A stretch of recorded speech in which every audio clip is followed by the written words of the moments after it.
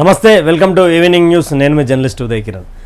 Morning నుండి ఇప్పటి వరకు ఉన్నటువంటి అప్డేట్స్ని మేము ముందుకు తీసుకొచ్చే కార్యక్రమం భాగంగానే ఈ యొక్క వార్తాపత్రికలను చదివి వినిపించే ప్రయత్నం చేస్తాం. అదేవిధంగా ఎక్కడ చూసినా కూడా కాంగ్రెస్ ప్రభుత్వంపై ఏదైతే నిర్ణయాలు ఉన్నాయో గ్రూప్ 2కు సంబంధించినటువంటి వాయిదా, అదేవిధంగా దానిపై తొందరగా సమీక్షించుకోకపోతే భారీ ఎత్తున పార్టీకి కానీ వ్యతిరేక పవనాలు వీచే అవకాశం ఉంది. ఎందుకంటే పార్టీ కోసం నిరుద్యోగులు, విద్యార్థులు కేసీఆర్ని గద్దెదించే కార్యక్రమం చేసుకున్నారు. అదేవిధంగా ఒక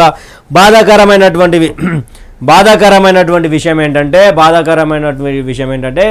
డిఎండికే పార్టీకి సంబంధించినటువంటి ఫౌండర్ కెప్టెన్ విజయకాంత్ మరణించాడు. అదేవిధంగా మార్నింగ్ ఆయన కొంచెం హెల్త్ ఇష్యూస్ తోటి, అదేవిధంగా కరోనా కూడా ఎఫెక్ట్ అయింది అన్నట్టుగా రాసుకుంటూ వచ్చాయి వార్తాపత్రికలు. ఇక ఆయన కెప్టెన్ విజయకాంత్గా పేరుగాంచిండు. తమిళ ఇండస్ట్రీలోనే ఒక పెద్ద హీరో. చూద్దాం ఇప్పుడు ఉన్నటువంటి 1 PM ఎడిషన్ చూద్దాం. దిశ డైనమిక్ సంబంధించి చెప్పుకున్నట్టుగా కెప్టెన్ విజయకాంత్ కన్నుమూత, శోకసంద్రంలో డిఎండికే నేతలు, సినీ వర్గాలు. తమిళ సినీ పరిశ్రమలో తీవ్ర విషాదం చోటు చేసుకుంది. ప్రముఖ సినీ నటుడు, డిఎండికే పార్టీ వ్యవస్థాపక అధ్యక్షుడు కెప్టెన్ విజయకాంత్ తుది శ్వాస విడిచారు. గత కొంతకాలంగా అనారోగ్యంతో బాధపడుతున్న ఆయన చెన్నైలోని ప్రైవేట్ ఆసుపత్రిలో చికిత్స పొందుతూ గురువారం ఉదయం కన్నుమూశారు. విజయకాంత్ మరణ వార్త తెలిసిన సినీ, రాజకీయ ప్రముఖులు, అభిమానులు ఆయనకు సంతాపం ప్రకటించారు. 1952 ఆగస్టు 25న మదురై నగరంలోని విజయకాంత్ నగరంలో ఆయన జన్మించారంట. విజయకాంత్ అసలు పేరు విజయరాజ్ అలిగర్ స్వామి. ఇనుక్కుం ఇలమై సినిమాతో ఆయన సినీ రంగ ప్రవేశం చేశారు. సుమారు 100కు పైగా చిత్రాల్లో హీరోగా నటించి ఆయనకంటూ సపరేట్ ఫ్యాన్ బేస్ సంపాదించుకున్నారు.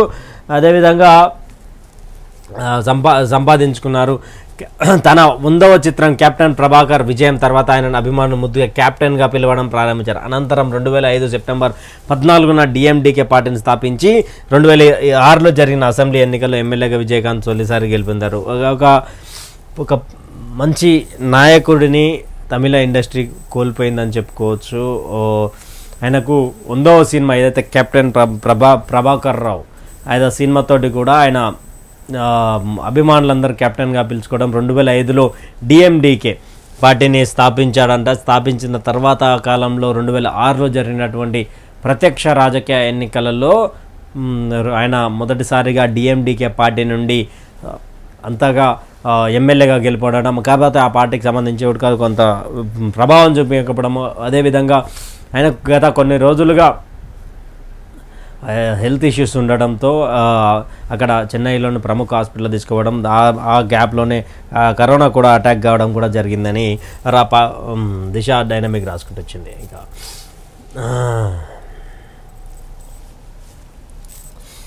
అయ్యో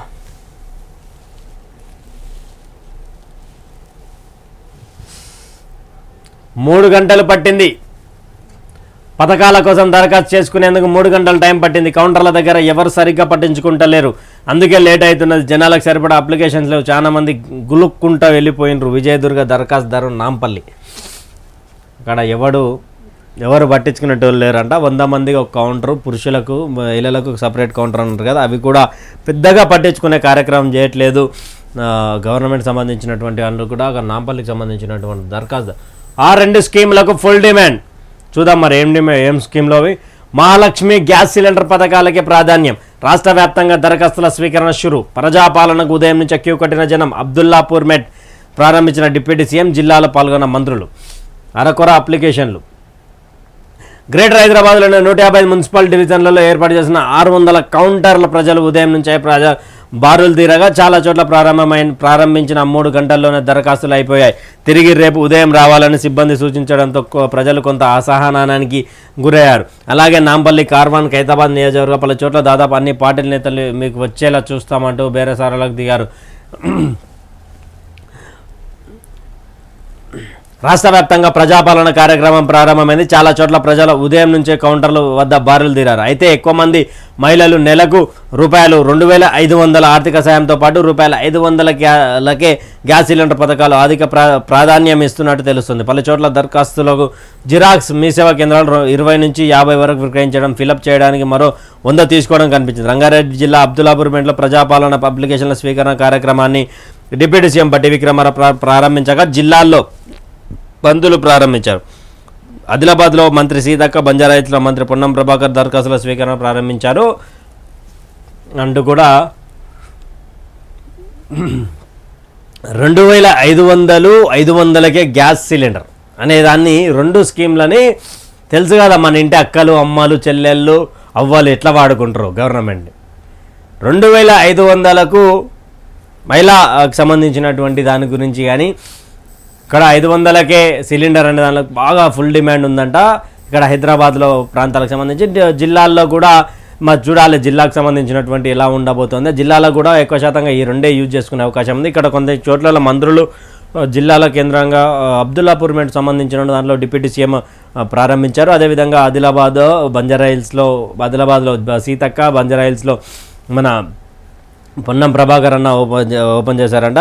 అక్కడ కొంతమంది మీ సేవా కేంద్రాల్లో జిరాక్స్లలో 20 నుంచి 50 వరకు విక్రయించడం, వాళ్ళ ఫిలప్ చేయడానికి ₹100 తీసుకుంటున్నారట. జర ఇటువంటివి కూడా నేను పొద్దుగాలే మాట్లాడుకున్నాం మిత్రులారా. దళారులకు సంబంధించి పెద్ద లాబింగే చేసుకుంటారు ఇటువంటి విషయాల్లో కాంగ్రెస్ గవర్నమెంట్. అరకొర అప్లికేషన్లు గ్రేటర్ హైదరాబాద్లోని ఇక్కడ అరకొర అప్లికేషన్లు అంటే కొన్ని ఏది మన 150 డివిజన్లలో జరిగినటువంటి ప్రక్రియలో భాగంగా అక్కడ కొన్ని అప్లికేషన్స్ వస్తున్నాయి. అది కూడా రేపు రండి అనేసరికి కొంత అసహనం. దరఖాస్తు ఫారం 20 నుండి 50. నిన్న సాయంత్రం నుంచి హైదరాబాద్ పరిధిలోని దాదాపు అన్ని జిరాక్స్ సెంటర్లు మీ సేవా కేంద్రాలు దరఖాస్తు ఫారం 20 నుంచి 50 వరకు విక్రయించారు. కాగా అప్లికేషన్ పూరించేందుకు ఆయా కేంద్రాల నిర్వాహకులు ఒక్కొక్కటి దరఖాస్తు దాదాపు 100. దయచేసి గవర్నమెంట్ ఒకటి గుర్తుపెట్టుకోవాలన్నా, అక్కడ ఉన్నటువంటి శాసనసభ్యులు కానీ అక్కడ కాంగ్రెస్ పార్టీకి సంబంధించిన వాళ్ళు కానీ దీన్ని అరికట్టకపోతే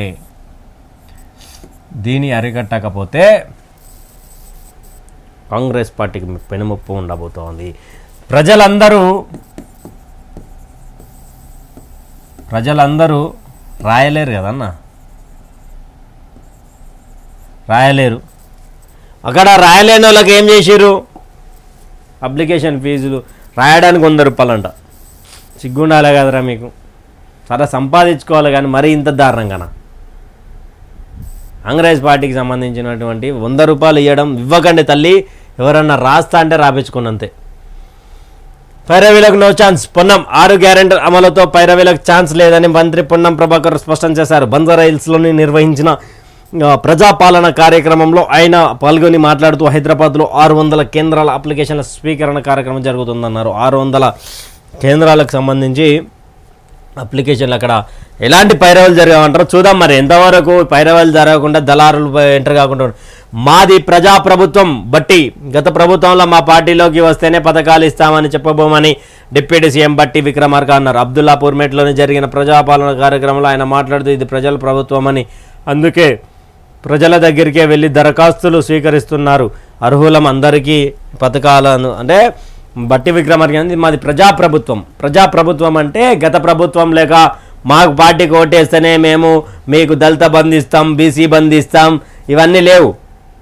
ఎవరున్నా దరఖాస్తు చేసుకోండి, అర్హులైతే ఇస్తామని బట్టి విక్రమార్క అబ్దుల్లాపూర్మెట్ సంబంధించి 3,714 స్పెషల్ టీమ్స్, రాష్ట్రంలోని 12,769 పంచాయతీలు, 3,626 మున్సిపల్ వార్డులు కలిపి మొత్తం 16,395 ప్రాంతాల ప్రజాపాలన సదస్సులు నిర్వహించన్నారు. ఈ కార్యక్రమం కోసం 3,714 అధికార బృందాలను ప్రభుత్వం సిద్ధం చేసింది.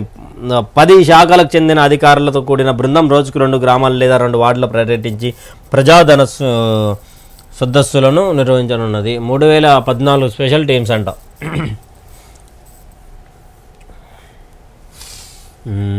వచ్చిందయ్యా, వచ్చింది చందమామ. కేసీఆర్కు 3వ కాన్వాయ్. ఏడాది ముందే చెప్పిన దిశ. తాజాగా ఈ విషయాన్ని వెల్లడించిన సీఎం రేవంత్. ఆల్రెడీ కేసీఆర్కి సంబంధించినటువంటి 3వ కాన్వాయ్ రెడీగా ఉంది, కొనడానికి ట్రై చేస్తున్నాడని దిశ పేపర్ రాసుకుంటూ వచ్చిందని కూడా దిశకు సంబంధించినటువంటి దాన్ని చూపిస్తారు. కేసీఆర్కు మూడో కన్నా ఏడాది ముందే చెప్పిన దిశ. తాజాగా ఈ విషయాన్ని వెల్లడించిన సీఎం రేవంత్. ఊపర్ శర్వాణి ముఖ్యమంత్రికి మూడో కాన్వాయ్. కొంతమేరకు ఇది క్లారిటీగా లేని పరిస్థితి. ఇక్కడ ఇది ఉంది. 2022 సెప్టెంబర్ 1-9 తేదీల్లో దిశలో వచ్చిన కథనాలు. మాజీ సీఎం కేసీఆర్ మూడోసారి తానే అధికారంలోకి వస్తాను. తన కాన్వాయ్ కోసం రూపాయలు 66 కోట్లతో 22 ల్యాండ్ క్రూజర్లు కొనుగోలు చేసిన వాటిని విజయవాడలో దాచిపెట్టారని సీఎం రేవంత్ రెడ్డి చేసిన వ్యాఖ్యలు సంచలనంగా. అయితే కాన్వాయ్ కోసం కేసీఆర్ పెద్ద ఎత్తున ఖర్చు చేస్తున్న సంగతి ఇప్పుడు తెర మీదకి వచ్చిన ఈ విషయం దిశ ఏడాది క్రితమే వెల్లడించింది. సీఎంగా కేసీఆర్ టూర్ కాస్ట్లీ. కేసీఆర్ అధికారంలో ఉండగానే 22 ల్యాండ్ క్రూజర్లు బుల్లెట్ ప్రూఫ్ శాటిలైట్ టెక్నాలజీ హంగులతో డెలివరీకి సిద్ధంగా ఉన్నాయి. మూడోసారి కూడా అధికారంలోకి వస్తామన్న ధీమతో కేసీఆర్ ఇష్టపడి ఈ పని చేయగా అన్యాయంగా అధికారాన్ని కోల్పోయారు. అయితే ఆయన అంతకుముందు తన కాన్వాయ్ శ్రేణుల్లోకి ల్యాండ్ క్రూజర్ ఫ్రాడోను చేర్చుకుంటున్నట్టు విషయాన్ని దిశ పత్రిక 1-9 సెప్టెంబర్ 2022 నాడు ముఖ్యమంత్రికి మూడో కాన్వాయ్ శీర్షికతో ఒక కథనం వెలువరించగా తాజాగా ఈ విషయం సీఎం రేవంత్ రెడ్డి బయటపెట్టారు. పెన్షన్లు ఉద్యోగాల వేతనాలు ఇతర ఖర్చుల కోసం నానా పాటలు పడుతున్న సర్కార్ సీఎం కేసీఆర్ కోసం మాత్రం మూడో కాన్వాయ్ని రెడీ చేస్తుంది. వాహన శ్రేణుల్లో దేశంలోనే కేసీఆర్ టాప్. అతని ఇకపై సీఎం టూర్ చాలా కాస్ట్లీగా మారిపోతుందని దిశ కథనం రాసుకొచ్చింది. దిశ ఊహాజనిత వార్తలను పగడ్బందీగా రాసుకొస్తుంది. అది వారానికో 2 వారాలకో ఇలా సంవత్సరం తర్వాతనో బయటపడుతుంది. బయటపడిన తర్వాత ఎస్ దిశనే కరెక్ట్ అన్నట్టు చూపిస్తుంది. 2022 నాడు 1వ తారీఖు 9వ తారీఖు రెండు సార్లు రాస్తే ఇప్పుడు 12 డిసెంబర్ 28, 2023లో కథనం వచ్చింది. అంటే సాక్షాత్తు ముఖ్యమంత్రి మాట్లాడిన. అదే కేసీఆర్ ఇట్లా అయి ఉంటే ఏముండకపోతుండే. ఏం తిండి ఇది? ఆయనకు అవసరమా? తెలంగాణ రాష్ట్రంలో అత్యధిక జీతం తీసుకుంటున్నటువంటి జీతగాడు ముఖ్యమంత్రి. అప్పుడు ఎమ్మెల్యేలు జీతగాళ్ళే 2 లక్షలు, 1,00,000. ఇక్కడి సొమ్ము ఏం సొమ్ము? ఎవడు తినమన్నాడు మిమ్మల్ని ఇంతగానో? ఉద్యోగాల పేరుతో కుచ్చుటోపి. సీఎం జగన్ నమ్మకస్తుడని అంటూ అమాయకులకు టోకరా. నిరుద్యోగుల నుంచి రూపాయల లక్షల్లో డబ్బులు వసూలు. తనకు సీఎంతో జగన్తో పరిచయం ఉందని ఆంధ్రప్రదేశ్ వివిధ ప్రాంతాల్లో ఉద్యోగాలు ఇప్పిస్తానంటే ఓ వ్యక్తి నిరుద్యోగుల నుంచి డబ్బులు వసూలు చేసి తప్పించుకు తిరుగుతున్న ఘటన భద్రాద్రి కొత్తగూడెం జిల్లా అశ్వరాం మండలం చోటు చేసుకుంది. స్థానికంగా ఓ వ్యక్తి నివాసం ఉంటూ మనుగూరు పినపాక ప్రాంతంలోని యువకులు పెద్దలను మచ్చిక చేసుకున్నాడు. సీఎం జగన్ తనకు అత్యంత సన్నిహితుడని కోరిన చోట ఉద్యోగం ఇప్పిస్తున్న నమ్మబలికి బాధితుల నుంచి రూపాయల లక్షల్లో డబ్బులు వసూలు చేశాడు. ఈ క్రమంలోనే తమ ఉద్యోగాల విషయం ఏమైందని ప్రశ్నిస్తే అదిగో ఇదిగో మీ ఆర్డర్ కాపీ అంటూ కాలయాపన చేసి నమ్మబలికాడు. దీంతో ఆగ్రహించిన బాధితులు డబ్బులు వెనక్కి ఇవ్వమని అడిగితే ప్రస్తుతం తాను బిజీగా ఉన్నానంటూ ఫోన్ కట్ చేస్తున్నాడని ఆరోపించారు. ఈ విషయంలో ఇప్పటికైనా పోలీసులు ఎవడురా నాయన, ఎవడు మీరు, ఎవర్రా మీరంతా అనేది ఒక ఇన్స్టాగ్రామ్ రీల్ వస్తుంది. అట్లే ఉన్నారు. కష్టపడి చెమటోడ్చి ఎగ్జాములు రాస్తేనే ఉద్యోగాలు లేవురా బాబు తెలంగాణ ఆంధ్రప్రదేశ్లో. ఎవడో దళారీ గాడు, బ్రోకర్ గాడు ఉద్యోగాలు ఇప్పిస్తా అంటే ఎట్లా నమ్మి లక్షలు, ఆ లక్షలు కూడా నిరుపేదల నుంచే వసూలు చేసుకున్నాడు. వానికంటే సిగ్గు లేదు, వాడంటే ఇట్లనే బతాడు మంది మీద. మరి మీరెట్లా నమ్మిరు? వాని నమ్మడానికి కనీసం ఉండాలి కదా. పబ్లిక్ కూడా చాలా ఆశకు పోతా ఉన్నారు. ఈడీ ఛార్జ్ షీట్లో ప్రియాంక గాంధీ పేరు. మనీ లాండరింగ్ కేసులో ఆరోపణలు. దిశ డైనమిక్ బ్యూరో ఎన్ఆర్ఐ వ్యాపారవేత్త సిసి తంపితో ముడిపడి ఉన్న మనీ లాండరింగ్ కేసు ఛార్జ్ షీట్లో ఇటీవల ఈడీ ప్రియాంక భర్త రాబర్ట్ వాద్రాను చేర్చగా తాజాగా ప్రియాంక పేరును ఇవాళ ప్రస్తావించింది. 2006లో ఫరీదాబాద్ ప్రాంతంలోని అమీపూర్ గ్రామంలో రాబర్ట్ వాద్రా భూములు కొనుగోలు చేసిన సమయంలో ఆర్థిక లావాదేవీలు మొత్తం విదేశాల నుంచి జరిగాయని ఈడీ ఆరోపించింది. ఈ వ్యవహారంలో ఎన్ఫోర్స్మెంట్ డైరెక్టరేట్ తాజాగా ప్రియాంక గాంధీ పేరును ఛార్జ్షీట్లో చేర్చడం ఆసక్తిగా మారింది. ఇప్పుడు కాంగ్రెస్ పార్టీకి సంబంధించినటువంటి నేతలు ఎట్లా మొత్తుకుంటారంటే ప్రియాంక గాంధీ లాంటి వ్యక్తికి ఛార్జ్షీట్ చేస్తున్నారా అంటే ప్రతిపక్షంలో మాది భారత్కి న్యాయ యాత్ర స్టార్ట్ కాబోతా ఉంది, మేము గద్దె దించుతామనే భయంతో నరేంద్ర మోడీ కాంగ్రెస్ పార్టీ గవర్నమెంట్పై బీజేపీ పార్టీ కాంగ్రెస్ పార్టీకి సంబంధించి బడా నేతల మీద అక్రమ కేసులు పెట్టే ఆలోచనలు ఉన్నది. కాబట్టి ఈరోజు ప్రియాంక గాంధీ ఇట్లా ఛార్జ్షీట్ల సిగ్గుండాలే ఇదే మాట్లాడతారు. మా కాంగ్రెస్ పార్టీ మీద బురద జల్లే ప్రయత్నం చేస్తుర్రు అంటారు. వడి చేస్తుండు. నిజం కాదా? నిజాలు లేవా? మనీ లాండరింగ్ కేసులు వేరే దేశాల నుంచి వచ్చినాయంట క్లియర్గా. 2006లో ఫరీదాబాద్ ప్రాంతంలో అమీర్పూర్ గ్రామంలో రాబర్ట్ వాద్రా భూములు కొనుగోలు చేసిన సమయంలో ఆర్థిక లావాదేవీలు మొత్తం విదేశాల నుంచి జరిగాయని ఈడీ ఆరోపించింది. తప్ప చెప్పురి, మరి కామెంట్లు పెట్టేటోళ్ళు చెప్తున్నా చెప్పురి. ఇవన్నీ అంటే వీళ్ళు భూమి తీసుకోలేదా? లావాదేవీలు విదేశాల నుంచి కాలేవా? ప్రతిపక్షాల మీద కుట్ర చేయబోతా ఉన్నారు అని చెప్పుకుంటావరా అంతే. నాకు అందమైన మగవాళ్ళు కావాలి, మీకెంతైనా ఇస్తా, 5 స్టార్ 7 స్టార్ హోటల్లోనే బస, ఆ ఆనందం కోసమే 11 ఏళ్లలో రూపాయలు 10 కోట్లు చోరీ. శంకర్ నాయక్ డైరీలో ఆసక్తికర అంశాలు. వీడెవడరా బాబు? ఏమైందిరా నీకు? హైదరాబాద్ ఉస్మానియా యూనివర్సిటీ పోలీసులు బుధవారం అరెస్ట్ చేసిన వెరైటీ దొంగ శంకర్ నాయక్ డైరీ ఇప్పుడు సంచలనంగా మారింది. దాదాపు 11 ఏళ్ల వ్యవధిలో 102 చోరీలు చేసి సుమారు 10 కోట్లు కొట్టేసి ఉంటాడని హైదరాబాద్ పోలీసులు అంచనా. ఈ చోరీల వివరాలను అతడు దాదాపు 10 డైరీలు రాశాడని పోలీసులు గుర్తించారు. చోరీ సొత్తుతో శంకర్ నాయక్ ప్రతిరోజు కనీసం 10,000 పైనే విలువ చేసే డ్రెస్సుతో పాటు షూస్, చెప్పులు, వాచ్లు ధరించేవాడని దర్యాప్తులో తేలింది. మరి దీనికి మగవాళ్ళు కావాలనే దానికి కింద మ్యాటర్కి ఏం సంబంధం లేదు కదన్నా. బీఫార్మసీ పూర్తి చేసిన శంకర్ నాయక్ సోను పేరుతో వివిధ యాప్లలో నాకు అందమైన మగవాళ్ళు కావాలి, మీకెంతైనా ఇస్తా అంటూ ఆకర్షిస్తాడు. దానికోసం 5 స్టార్ 7 స్టార్ హోటల్స్లోనే బస చేస్తాడు. ముంబై, ఢిల్లీ, చెన్నై, బెంగళూరు తదితర పట్టణ ప్రాంతాల్లోని హోటల్స్లో ఉంటాడని వెలుగులోకి వచ్చింది. ఈ వెరైటీ దొంగ నేర ప్రక్రియ పోలీసుల వర్గాల సంచలనంగా మారింది.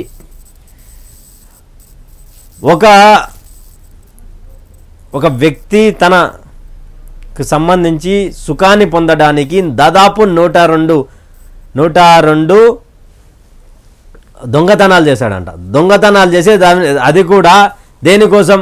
మగవాళ్ళ కోసం. నాకు అందమైన మగవాళ్ళు కావాలి అని ఆయన మొత్తం 5 స్టార్ హోటల్లో, 7 స్టార్ హోటల్లో, పెద్ద హోటల్లో పెద్ద కలరింగ్ దాదాపు 1 కోటి 2 కోట్లు మొత్తం బట్టలకు, షూస్కే వాడినంట. దిశా డైనమిక్ ఎందుకో క్లియర్గా ఇసొంటి వాడతాను తీసుకొని వచ్చింది. ఆ ఒక్క ఆనందం కోసం దాదాపు 10 కోట్ల అప్పు చేసిండు. అక్షరాల అప్పు కాదు, దొంగతనాలు చేసిండు.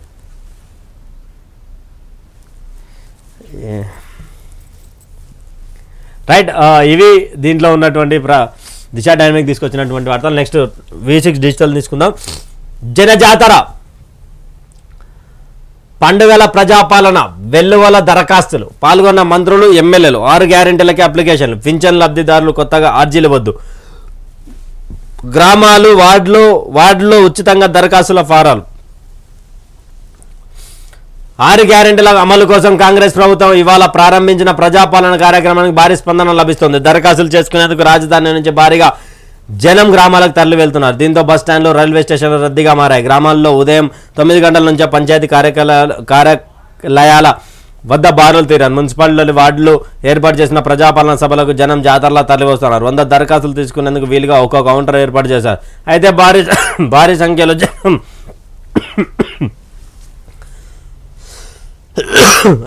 సంఖ్యలో జనం తరలి వస్తుండటంతో అప్లికేషన్ ఫారాలు చాలడం లేదు. ఇదే అదునుగా జిరాక్స్ సెంటర్లు యజమానులు ఒక్కొక్క దరఖాస్తుకి ఫారాన్ని 20 నుంచి 30 రూపాయలకు విక్రయిస్తున్నారు. ప్రజలకు ఉచితంగా ఫారాలు అందిస్తామని, ఎట్టి పరిస్థితుల్లో కొనుగోలు చేయవద్దని అధికారులు క్లారిటీ ఇస్తున్నారు. అప్లికేషన్తో పాటు అటాచ్ చేసే జిరాక్స్ కాపీల కోసం జనం పరుగులు తీస్తున్నారు. దీంతో జిరాక్స్ కేంద్రాల వద్ద రద్దీ పెరిగింది. ఇదే అదునుగా ఒక ప్రింట్అవుట్కు 30 రూపాయల వరకు.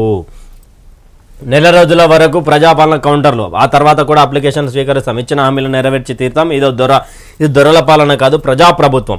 ఉప ముఖ్యమంత్రి బట్టి విక్రమార్క. ఆల్రెడీ మనం చెప్పుకున్నాం కదా, ఈ సేవ మీ సేవ సెంటర్ల, మీ సేవ జిరాక్స్ సెంటర్ల పేరు మీద దోచుకుంటూనే ఉన్నాం. హీరో విజయకాంత్ కన్నుమూత. కరోనాతో మృతి చెందిన తమిళ నటుడు. తొలి చిత్రం ఇనుక్కం ఇలమై 150కి పైగా చిత్రాల్లో నటించిన నటుడు డిఎండికే పార్టీని స్థాపించి రాజకీయాల్లోకి ఒక తమిళనాడు మాత్రం ఒక మంచి నేతను, మంచి ఒక విలక్షణ నటుడు ఆయన కోల్పోయారు. అదేవిధంగా ఇక్కడ ఈయనకు సంబంధించి విషయాలు కూడా ఎక్కి ఏడ్చడం కూడా అక్కడ కనిపిస్తూ ఉంది. ఇక్కడ తెలుగు తెలుగు కన్నడ, బాలీవుడ్, మిగతాకు సంబంధించినటువంటి లాంగ్వేజ్లకు సంబంధించిన ప్రముఖులు కూడా ఆయనకు నివాళులు అర్పించారు. థర్డ్ డిగ్రీ ఎఫెక్ట్, కేపీహెచ్బీ సిఐల సస్పెన్షన్పై ఎయిర్పోర్ట్ సిఐపై కూడా చర్యలు జారీ చేసిన సిపి. రెండో పేజీ కోదాం ఒకసారి.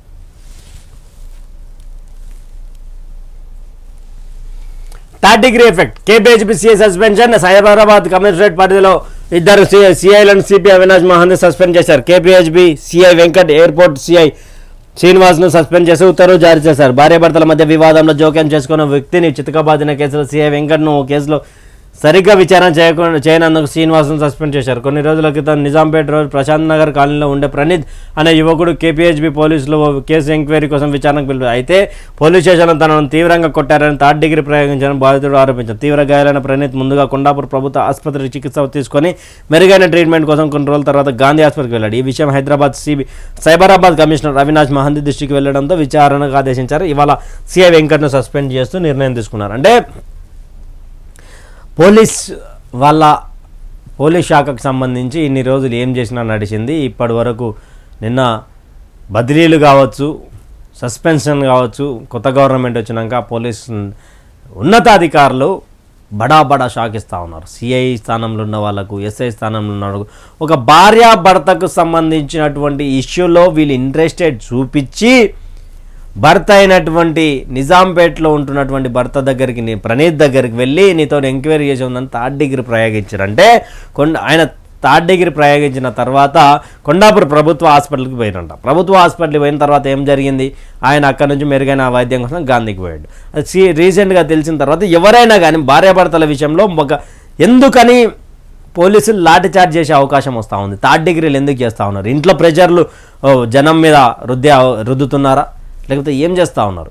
ఇప్పుడు ఇద్దరు సిఐలు సస్పెండ్ అయ్యారు. నిన్ననేమో పంజాగుట్టకు సంబంధించినటువంటి సిఐ సస్పెండ్ అయ్యాడు. అంతకుముందు మియాపూర్కి సంబంధించినటువంటి ఎస్ఐ సస్పెండ్ అయ్యాడు. పెద్ద వాళ్ళు అంటే ఇంత కష్టపడి ఇంత జాబులు కొట్టిన తర్వాత సస్పెండ్ కావడం చాలా వాళ్ళకు కూడా చాలా బాధాకరం. చిన్న దాంట్లో అంటే దేనికి మరి ఆశపడుతూ ఉన్నారా దేనికి తెలియదు, కానీ పోలీస్ శాఖ మాత్రం చాలా సీరియస్గా వీళ్ళకు వార్నింగ్ ఇస్తూ వస్తుంది. బస్సులు, రైళ్లు ఫుల్, గ్రామాలకు తరలిన లబ్ధిదారులు, ఛార్జీలు పెంచిన ట్యాక్సీలు. జేబీఎస్ టు సిద్దిపేట రూపాయలు 300, పెద్దపల్లికి 700 కిరాయి. ఇదొకసారి 3 రోజులు.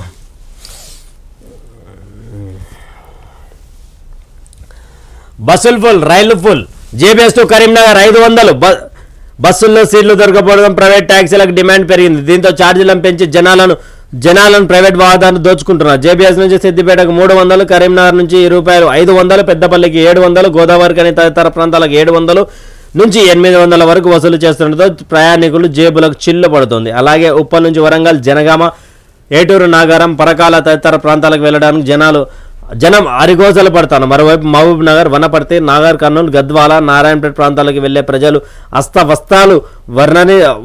అవస్థలు వర్ణనీతంగా ఉన్నాయి. అయితే ఇవాల్టి నుంచి ప్రజాపాలన ప్రారంభమవుతుందని తెలిసిన ప్రయాణికుల రద్దీకి తగ్గినట్లుగా ఏర్పాటు చేయకపోవడంతో టీఎస్ఆర్టీసీ విఫలమైందని ప్యాసింజర్స్ అసహనం వ్యక్తం చేస్తారు. ఇప్పటికైనా ఆర్టీసీ అధికారులు స్పందించి సకాలంలో సరిపడ బస్సులు నడపాలని. ఎందుకు ఆర్టీసీ సరైన బస్సులను ఎందుకు ఏర్పాటు చేయట్లేదు? వీళ్ళేమో దొరికింది సందని చెప్పి 500, 1000, 2000 అవుతారు. ఫ్రీ బస్సు పెట్టంగానేమో మా కడుపు కొట్టిరని చెప్పి అంటారు. వీళ్ళ తప్పు లేకపోలేదు, ఆ గవర్నమెంట్ తప్పులేదు. మరి ఫ్రీ బస్సు పెట్టినారు, మరి మొగోళ్ళు ఎక్కడ పోవాలి? అందరూ ఇరకటంలో ఉన్నది. బస్సులు పెంచే ఆలోచన ఉండాలి. ప్రజాపాలన పేరు మీద ఊర్లలో దరఖాస్తులు పెట్టమన్నారు,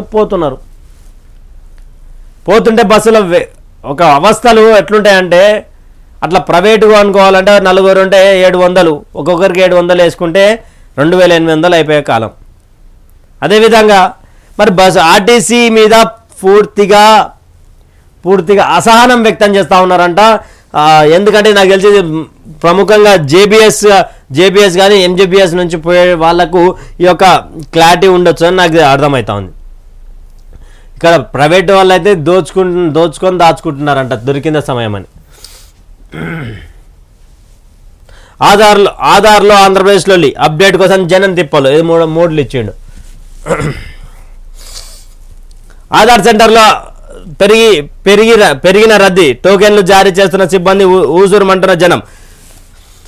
వరంగల్ జిల్లా వ్యాప్తంగా నగరంలో ఇవాళ ప్రజాపాలన ప్రారంభమవుతూ ఆధార్ నమోదు కేంద్రం వద్ద జనం బారులు తీరారు. రాష్ట్ర ప్రభుత్వం అభయ హస్తం స్కీమ్స్ కు దరఖాస్తు చేసుకునేందుకు ఆధార్ కార్డు కీలకమని ప్రకటించింది. దీంతో ఆధార్ కార్డులో మార్పుల కోసం అంటే తెలంగాణ రాష్ట్రం రాకముందు నుండి ఆంధ్రప్రదేశ్ ఎప్పుడైతే ఉన్నదో అప్పుడు ఆంధ్రప్రదేశ్ని ఆధార్ కార్డులో అలాగే ఉంచడంతో ఇప్పుడు వాళ్లకు అభయహస్తానికి సంబంధించినటువంటి స్కీమ్లు అప్లై చేసుకోవడానికి ఆంధ్రప్రదేశ్ అనేది అడ్డం వస్తుంది.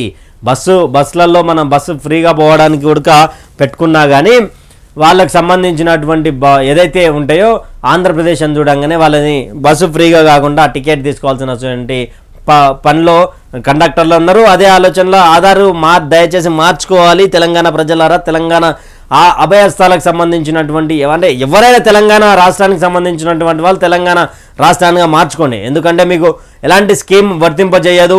ముఖ్యంగా ఫ్రీ బస్సు ఉండదు మహిళలకు. గృహజ్యోతి కానీ, మహాలక్ష్మి కానీ, చేయూత కానీ, ఇంద్రమ్మ ఇల్లు కానీ ఇలాంటివి ఏవి కూడా మీకు వర్తించవు, రైతు భరోసా సహా. యువ వికాసం అంటే ఇంకా మాట్లాడలేదు కానీ ఇవైతే తెలంగాణ రాష్ట్రంలో ఉన్నటువంటి వాళ్ళు ఆధార్ కార్డులలో తెలంగాణకు సంబంధించినటువంటి అడ్రస్ అంటే తెలంగాణ రాష్ట్రం అని లేకపోతే ఇక్కడ అడ్రస్ మొత్తం హైదరాబాద్ ఇదే కానీ ఊరిదిగా ఉన్నా కానీ కింద ఆంధ్రప్రదేశ్ అని ఉంటే అక్కడ ఆధార్ సెంటర్లలో ఊసురు అంటుకుండా ఫుల్ పబ్లిక్ అంట.